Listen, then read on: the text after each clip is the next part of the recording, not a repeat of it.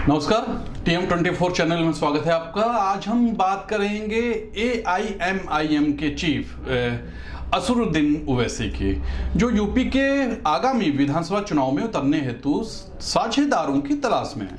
लेकिन Samajwadi party, Bahujan Samaj party, Congress सहित कोई भी बड़ा दल उन्हें घास डालने के मूड में नहीं है। मायावती तो मीडिया में जब ये सवाल किया मायावती से, उनकी पार्टी के गठजोड़ की खबरें जब सामने आई तब इतनी क्रोधित हो गए, उन्होंने खुद इसका खंडन किया और उन्होंने साफ तौर पे कहा कि यूपी का चुनाव वो गठबंधन के साथ नहीं लड़ेंगे। ऐसे में सवाल उठता है कि क्यों यूपी में कथित जो सेकुलर दल हैं उसके लिए असदुद्दीन ओवैसी अछूत बन गए हैं क्या, जिसके चलते बसपा से लेकर सपा और कांग्रेस जैसे दल ओवैसी के साथ सूबे में हाथ मिलाने को तैयार नहीं है।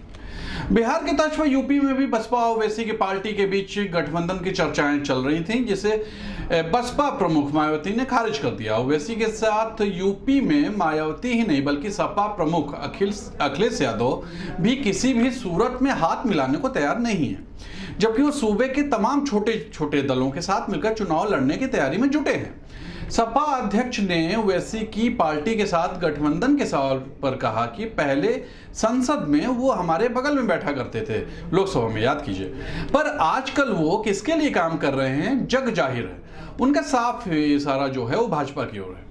कांग्रेस भी पहले ही साफ कर चुकी है कि यूपी में किसी भी दल के साथ गठबंधन नहीं करेगी। हालांकि यह सभी जानते हैं कि ओवैसी यूपी में चुनावी मैदान में उतरकर मुस्लिम मतों को अपने पाले में लाकर सेकुलर दलों की सियासी खेल बिगाड़ सकते हैं। ऐसे में उन्हें मुस्लिम वोट नहीं भी मिले तो वो अपनी राजनीति के जरिए ऐसा ध्रुवीकरण करेंगे कि हिंदू वोट एकजुट होने लगता है, और ऐसे में सेकुलर दल अगर ओवैसी के साथ मैदान में उतरे तो उन पर भी मुस्लिम परस्त कट्टरपंथी पार्टी के साथ खड़े होने का आरोप लगता है।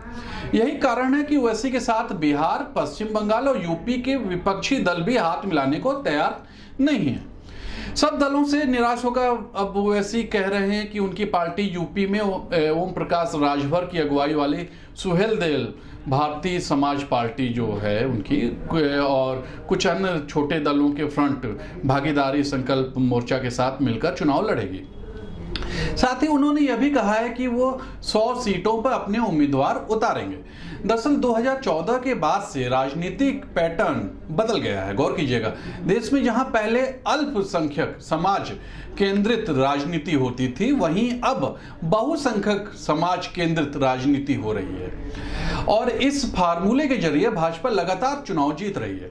दरअसल असली खेल अब वोटों के ध्रुवीकरण का है। राजनीति के जानकार मानते हैं कि इस समय मुस्लिम और यादव वोट सपा के साथ है। इसके अतिरिक्त जो भाजपा से नाराज हैं कुछ ओबीसी और अन्य छोटी जातियां, सभी ऊंची जातियां और जो भी हैं वो कुछ सपा के पाले में हैं।